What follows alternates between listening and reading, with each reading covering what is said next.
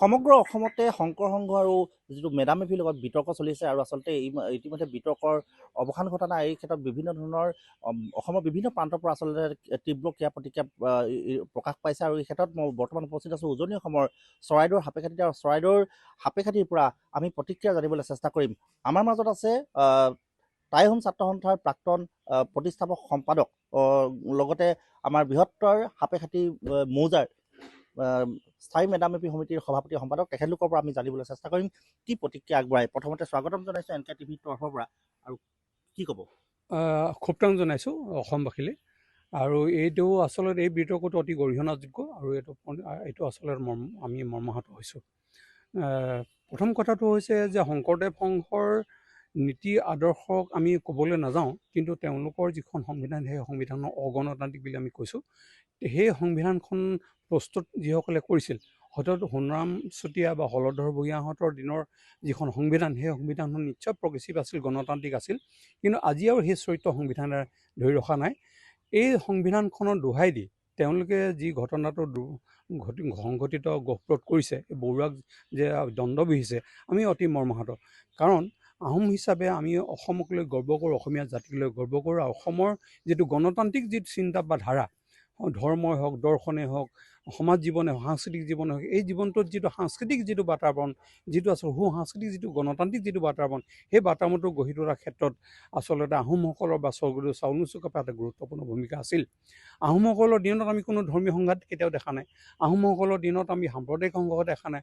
আহোমসকলৰ দিনত তুমি ইটো ধৰ্ম কৰিছা বুলি আমি দণ্ড বিহা, আঁঠু কঢ়া, চকু কঢ়া আমি ইতিহাসত আমি পোৱা নাই। কিন্তু শংকৰদেৱ সংঘৰ আজিৰ যিটো ভূমিকা, সেই ভূমিকাটো ব্ৰাহ্মণ্যবাদৰ ধুতি নীতিৰ কবলত সোমাই পৰিছে বুলি আমি ভাবিছোঁ। গতিকে সমগ্ৰ অসমৰ গণতান্ত্ৰিক চেতনাসম্পন্ন মানুহে এই ঘটনাক গৰিহণা দিয়া প্ৰয়োজন।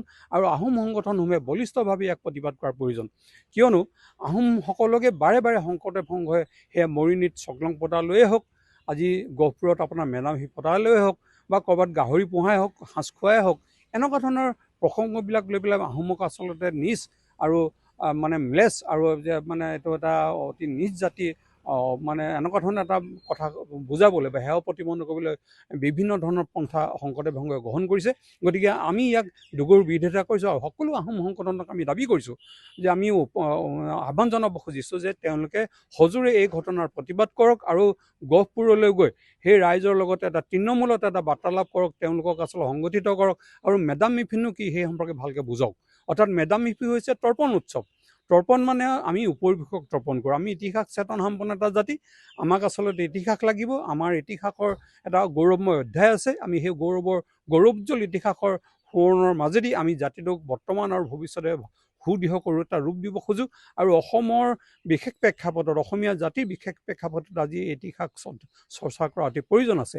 তৰ্পণ মানে হৈছে ইতিহাস চৰ্চা, অৰ্থাৎ মেডাম মেফি মানে হৈছে উপৰিপুৰুষৰ তৰ্পণ অনুষ্ঠান। গতিকে এই অনুষ্ঠানৰ জৰিয়তে আমি আচলতে অসমৰ সমৃদ্ধ ইতিহাস চৰ্চা কৰিব খুজিছোঁ। কেনেকৈ চাওলুং চুকাফালৈ আহিছিল, কেনেকৈ এটা জাতি গঠন কৰিছিল, কেনেকৈ ধৰ্মীয় এটা সহিষ্ণুতাৰ বাতাবৰণ গঢ়ি তুলিছিল, যি বাতাবৰণৰ ওপৰত ভেটি কৰি শ্ৰীমন্ত শংকৰদেৱে 300 বছৰ পিছত, চাওলুং চুকাফা এই অসমত পদাৰ্পণ কৰা 300 বছৰ পিছত 1449 জন্ম হৈ 1500 চনত বা 1510 চনত তেওঁ নৱবৈষ্ণৱ ধৰ্ম প্ৰচাৰ কৰাৰ যিটো ভেটি পাইছিল, সমাজ ব্যৱস্থা পাইছিল, সেই ব্যৱস্থাত গঢ়ি তোলাৰ ক্ষেত্ৰত আহোম স্বৰ্গদেউসকলৰ এটা অৱদান আছে। সেই অৱদানক কোনেও নুই কৰা উচিত নহয়। আচলতে যিসকলে নুই ক'ব খুজিছে যে আহোমসকল অসভ্য ম্লেছ জাতি, আহোমসকল আমুক জাতি, তামুক জাতি, সাঁজ খোৱা, গাহৰি খোৱা জাতি, এটা অসংস্কৃতিবান জাতি, মই তেওঁলোকক ক'ব খুজিছোঁ যে আহোমসকল সুসভ্য জাতি। তেওঁলোকে ধাতুৰ ব্যৱহাৰ জানিছিল, তেওঁলোকে ইতিহাস ৰচনা কৰাৰ কথা জানিছিল, তেওঁলোকে সাঁচিপাত লৈ আহিছিল, তেওঁলোকে উন্নত মানে খেতি সংস্কৃতি তেওঁলোকে লৈ আহিছিল, বিভিন্ন ধৰণৰ বীজ লৈ আহিছিল, বিভিন্ন বীজৰ সঁচ লৈ আহিছিল, যিবিলাকৰ জৰিয়তে আচলতে এটা উন্নত এটা উৎপাদন পদ্ধতি অসমত প্ৰতিষ্ঠা কৰি, অসমত স্থাপন কৰি তেওঁলোকে আচলতে অসমীয়া সমাজখনক এটা গতিশীল ৰূপ দিছিল। এই কথাটোক আচলতে আমি ভালকৈ বুজি পাব লাগিব। আৰু ব্ৰাহ্মণ্যবাদৰ যিটো ধুতি নীতি, উত্তৰ ভাৰতৰ পৰা অহা যিটো ব্ৰাহ্মণ্যবাদৰ যিটো ধুতি নীতি, অৰ্থাৎ লেই চে কৰা, ইটো জাত চাত এটা ধৰ্ম চৰ্ম লৈ পেলাই যি ধৰণৰ ভেদাভেদ সৃষ্টি কৰা যিটো পৰম্পৰা, উত্তৰ ভাৰতৰ যিটো ব্ৰাহ্মণ্যবাদৰ যিটো সংস্কৃতি, সেই সংস্কৃতিক আজি শংকৰদেৱ সংঘই আজিৰ নেতৃত্বই আচলতে এডপ্ট কৰিছে, তেওঁলোকৰ মাজলৈ সুমুৱাই আনিছে, যাৰ ফলশ্ৰুতিত ইটো ধৰ্ম বেয়া, সিটো ধৰ্ম বেয়া, ইটো লোক বেয়া, সমালোচনা। সিটো লোক বেয়া, এনেধৰণৰ এটা ধ্ৰুতি নীতিৰে আচলতে তেওঁলোকৰ সংবিধানখনৰ ধুৱাই দি ধ্ৰুতি নীতি প্ৰচলনৰ মাজেদি অসমীয়া সমাজখনক বিভেদ আৰু বিচ্ছিন্নতাৰ এটা বাতাবৰণ সৃষ্টি কৰিব খুজিছে, যাৰ জৰিয়তে আচলতে গোটেই অসমীয়া সমাজখন ঠান কৰিব খুজিছে। গতিকে আজি সমগ্ৰ শংকৰদেৱ সংঘৰ নেতৃত্বক মই প্ৰতিক্ৰিয়াশীল বুলি এইকাৰণে ক'ব খুজিছোঁ যে তেওঁলোকে অসমীয়া জাতিৰ যিটো সৌধ, যিটো মূল মানে মৰ্ম, সেই মৰ্মটোক তেওঁলোকে আঘাত কৰিব খুজিছে এই ধৰণৰ নীতিৰে। হয়, আচলতে কেতিয়াবা যদি আছে কুকুৰা পোহা, কেতিয়াবা গাহৰি পোহাক লৈ বিতৰ্ক সৃষ্টি হৈছে 2020, 2022 আৰু শেষত 2023 আৰু শেহতীয়াকৈ 2025 বৰ্ষত এই শংকৰ সংঘৰ এই বিতৰ্ক যেন অৱসান ঘটা নাই। আমাৰ মাজত আছে অসম জাতীয়তাবাদী যুৱ ছাত্ৰ পৰিষদৰ চৰাইদেউ জিলাৰ উপদেষ্টা, লগতে কেন্দ্ৰীয় মেধামেফিৰ সম্পাদক। মই ক'ব বিচাৰিছোঁ, কেতিয়াবা যদি এই ধৰণৰ বিতৰ্কৰ সূত্ৰপাত ঘটিছে, শংকৰ সংঘৰ প্ৰতি কি আহ্বান জনাব? আচলতে কি খুব আমি আচলতে খুব লজ্জাবোধ কৰিছোঁ আৰু খুব লাজ পাইছোঁ। আচলতে আমি অসমীয়া হিচাপে আমি খুব লাজ পাইছোঁ যে মই আহোম হিচাপে আহোম বুলি কৈ পেলাই মই গৌৰৱান্বিত। মই গৌৰৱে কওঁ মই আহোম, মই গৌৰৱে কওঁ মই অসমীয়া। আৰু আমি আমাৰ পূৰ্বপুৰুষসকলক আমি তৰ্পণ কৰোঁ, আমি সুঁৱৰি পেলাই আমি অনুষ্ঠান মেদামেফি কৰোঁ। আমি আমাৰ মহীয়সী নাৰী জয়মতীক সুঁৱৰি আমি জয়মতী উৎসৱ আমি পালন কৰোঁ। আমি আমাৰ বিবাহৰ এটা নিৰ্দিষ্ট নিয়ম আছে, চকলং কৰোঁ আমি।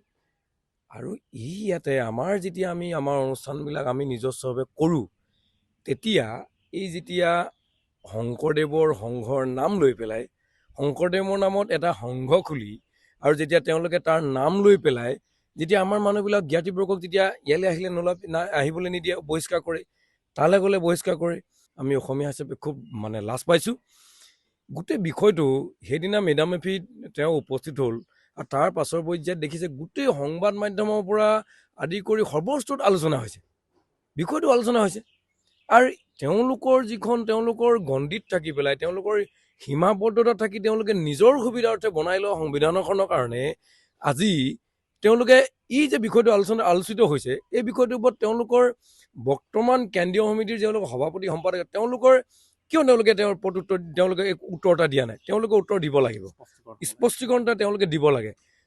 আজি মানে গোটেই বৌদ্ধিক সমাজে এইটো আলোচনা কৰিব লগা হৈছে। এইটোতো আহোম পক্ষলৈতো তেওঁলোকে মানে আলোচনা কৰা নাই। আলোচনা কৰিছে কিয়?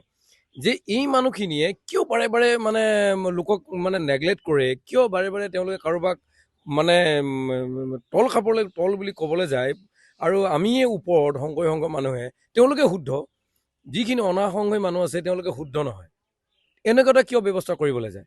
মই ভাবোঁ শিপা পাহৰি যোৱা উচিত নহয়। আমাৰ যিটো শিপা, আমি আহোম হিচাপে 1228 খ্ৰীষ্টাব্দত আমাৰ স্বৰ্গদেউ, আমাৰ পূৰ্বপুৰুষ, আমাৰ চাউলুং চুকাফাই গঢ়ি দিয়া এই হাতৰাজ সামৰি একৰাজ কৰা অসমীয়া সমাজখনক, এই সমাজতে তেওঁ গঢ়া সমাজখনত শ্ৰীমন্ত শংকৰদেৱে আহি পেলাই ইয়াতে তেখেতে নৱবৈষ্ণৱ তেওঁলোকে যিটো ধৰ্ম প্ৰচাৰ কাৰণে সুবিধা পাইছিল, কেতিয়াওতো তেওঁলোকে আমাৰ আহোম স্বৰ্গদেউসকলে সুবিধা একত্ৰিত কৰি ৰাখিছিল কাৰণে তেওঁ এইটো কৰিবলৈ সুবিধা পালে। আৰু পাছৰ পৰ্যায়ত যিমান যুদ্ধ বিগ্ৰহ হৈছে, তেওঁলোকেতো যুদ্ধ বিগ্ৰহ কৰিবলৈ অসমখন বচাবলৈ যোৱা নাই, বচাবলৈ গৈছে আমাৰ স্বৰ্গদেউসকলে যুদ্ধ বিগ্ৰহ কৰি থলে কাৰণে আজি তেওঁলোকে আজি তাৰিখত এইটো আমি অসমীয়া হিচাপে থিয় হৈ থাকিব পাৰিছোঁ, বা আমি নিজকে অসমীয়া হিচাপে আমি কথা ক'ব পাৰিছোঁ। মই ভাবোঁ আহোমক বাৰে বাৰে এনেকৈ যেতিয়া তেওঁলোকে তৰল মন্তব্যৰে এনেদৰে তেওঁলোকে তলত নিবলৈ চেষ্টা কৰি থাকিব, এইটো ভাবোঁ শুভ লক্ষণ নহয়। আৰু মই আমাৰ জ্ঞাতিবৰ্গলৈ মই এটা অনুৰোধ কৰিব বিচাৰিছোঁ, যিসকল জ্ঞাতিবৰ্গই শংকৰী সংঘত আছে তেওঁলোকে নিজৰ ইতিহাসটো চাওক, তেওঁলোকে ইতিহাস চাওক, তেওঁলোকে নিজৰ শিপা চাওক, চাই পেলাই তেওঁলোকে কওক, তেওঁলোকে সিদ্ধান্ত লওক। হয়, স্থায়ী সমিতিৰ মেদামেফি স্থায়ী সমিতিৰ সভাপতি ডাঙৰীয়া আছে, বাৰে প্ৰতি আহোম জনগোষ্ঠীটো এনেধৰণৰ অপমানিত হ'ব লগা হয়, কি ক'ব? এইটো বৰ গৰিহণাযোগ্য। যিহেতু শংকৰী সংঘৰ আমি ইয়াতে 24 বছৰ মেদামেফি পাতি আছোঁ, কিন্তু আমাৰ অঞ্চলত আজি পৰ্যন্ত এনেকুৱা এটা হোৱা নাই। কিন্তু গহপুৰত যিটো হৈছে সেইটো একেবাৰে গৰিহণাযোগ্য। আৰু এজন জ্ঞাতিয়ে যেতিয়া নিজৰ মৃতকৰ বা পূৰ্বপুৰুষক তৰ্পণ কৰিবলৈ যায়, সেই তৰ্পণ অনুষ্ঠান যোৱাটো লৈ ইমান এটা বিতৰ্ক হোৱাটো একেবাৰে গৰিহণাযোগ্য। আমি গৰিহণা দিছোঁ। লগতে তেখেতলোকে মানে নিজে নিজৰ অলপ আগত কৈছে তেখেতে যে নিজৰ শিপা বিচাৰি হয়তো তেখেতে যাবই, কাৰণ তেখেতৰ এই নতুন চামক আমি আহ্বান জনাব বিচাৰোঁ, যিসকলে আহোম বুলি নিজকে চিনাকি দিব তেখেতলোকক আহ্বান জনাব বিচাৰোঁ, যাতে ভৱিষ্যতৰ দিনত তেখেতলোকে যাতে নিজৰ শিপা সন্ধানত আহে আৰু শিপা বিচাৰি হেৰি কৰে তাকে কামনা কৰিলোঁ। হয়, গহপুৰত সংঘটিত হোৱা শংকৰ সংঘৰ শেহতীয়াকৈ যি স্থিতিক লৈ আচলতে ব্যাপক ক্ৰিয়া প্ৰতিক্ৰিয়া প্ৰকাশ হৈছে আৰু ক্ষেত্ৰত চৰাইদেউৰ পৰা শেহতীয়াকৈ আমি এই প্ৰতিক্ৰিয়া জনাবলৈ চেষ্টা কৰিলোঁ। হয়।